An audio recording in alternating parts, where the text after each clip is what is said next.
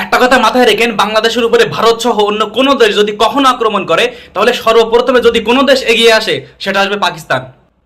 বিসমিল্লাহির রহমানির রহিম। আসসালামু আলাইকুম। আমি কখনো কারো তেলবাজি করতে পারবো না, যেটা সত্যি কথা সেটা আমি বলেই যাবো ইনশাল্লাহ। কাজের কথায় আসি, পাকিস্তান আসলে কি বাংলাদেশের শত্রু, এটা একটু বোঝানোর চেষ্টা করছি। আমি 2014 সাল থেকে আজ অব্দি পর্যন্ত মালয়েশিয়াতে থাকি। এখানে বিভিন্ন দেশের মানুষের সাথে চলছি। তো পাকিস্তানিদের সাথে চলে যেটা বুঝতে পারছি, যে কোনো পাকিস্তানি ব্যক্তি কখনো বাংলাদেশকে শত্রু ভাবে না, কখনোই না। এবং তারা যথেষ্ট সুন্দর ব্যবহার করে।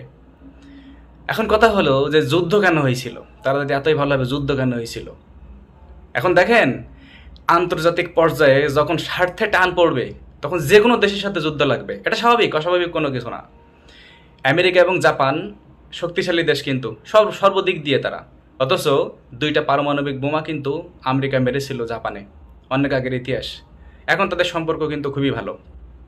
অতএব আন্তর্জাতিক পর্যায়ে যখন স্বার্থে টান পড়বে, তখন যে কোনো দেশের সাথে যুদ্ধ বাঁধতে পারে।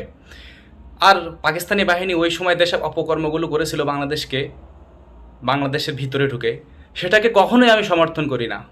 অবশ্যই সেটাকে আমি ঘৃণা করি। এখন কথা হলো, আজকে ছোট্ট একটা ঘটনা বলি আপনাদের। আজকে তো ঈদ হলো মালয়েশিয়াতে।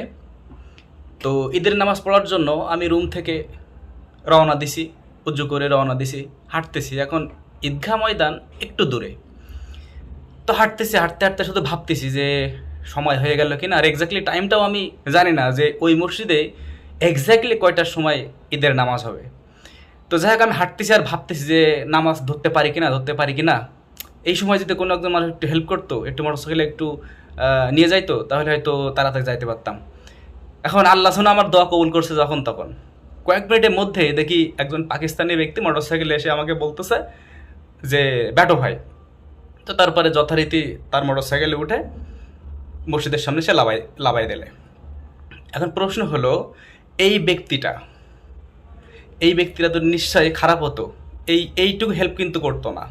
আবার এমন না যে এইটুকু হেল্প করতে বিদায় সমস্ত পাকিস্তানি ভালো, নট অ্যাবাউট দ্যাট। শুধু এটাই বোঝাতে চাচ্ছি যে পাকিস্তানি ব্যক্তি কখনোই বাংলাদেশকে শত্রু হবে না। এখন কথা হলো যে এই রাস্তায় কিন্তু অনেক মানুষ গেল, আমার মাথায় টুপি, নিশ্চয়ই তারা কিন্তু বুঝতে পারছে যে মসজিদে যাইতেছি আমি। তারপরেও কোনো ব্যক্তি কিন্তু কোনো কথা বললো না।